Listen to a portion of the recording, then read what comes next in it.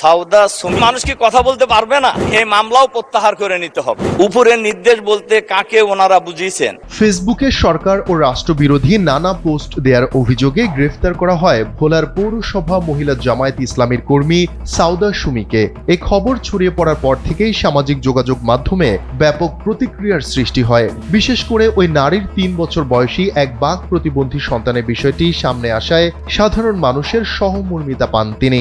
ফেসবুকে লেখালেখির কারণে রাষ্ট্রীয় রোষানলে পড়ার এই ঘটনায় অনেকেই শেখ হাসিনার স্বৈরাচারী শাসন আমলের সঙ্গেও তুলনা করেছেন।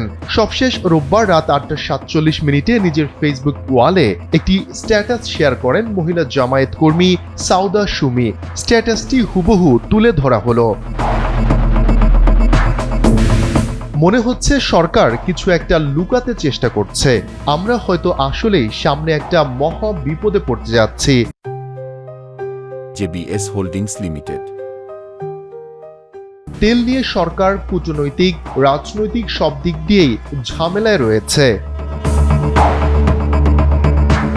এটা দ্রুত সুরাহা করার জন্য আন্তর্জাতিক পরিচিতি, কূটনৈতিক লবিং এর বিভিন্ন চ্যানেল ম্যানেজ করার মতো ক্যাপাবল লোকবল বিএনপিতে নেই। কারণ এদের আসলেই কেউ চিনে না।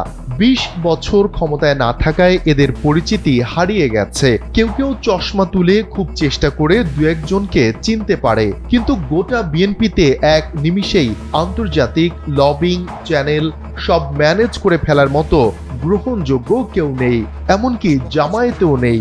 এই সত্য বিবেচনায় রাখতেই হবে। তেল সংকট যখন তীব্র হবে তখন মানুষের ঘরে বিদ্যুৎ থাকবে না, চুলা জ্বলবে না, জিনিসপত্রের দাম আকাশ ছোঁয়া হবে, খাওয়া জুটবে না, দুর্ভিক্ষ দেখা দিতে পারে। মানুষ সরকারকে টেনে হিচড়ে ক্ষমতা থেকে নামাবে। ভয়াবহ এক অবস্থা হবে। এগুলো এক্সট্রিম পর্যায়ের পরিণতির কথা বললাম। আশা করি এই পর্যায়ে দেশ যাবে না।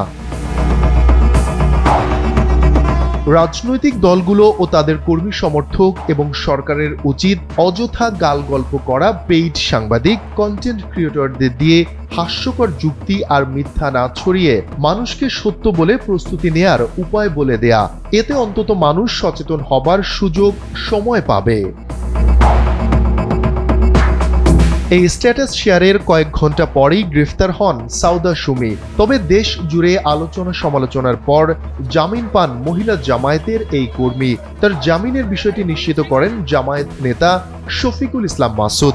ফেসবুকে তিনি উচ্ছ্বাস প্রকাশ করে লেখেন, আলহামদুলিল্লাহ, মজলুম বোন সাউদা সুমির জামিন মঞ্জুর। নির্যাতনমূলক মিথ্যা মামলার প্রত্যাহারের দাবি করছি। শফিকুল ইসলাম শান্ত, NPB।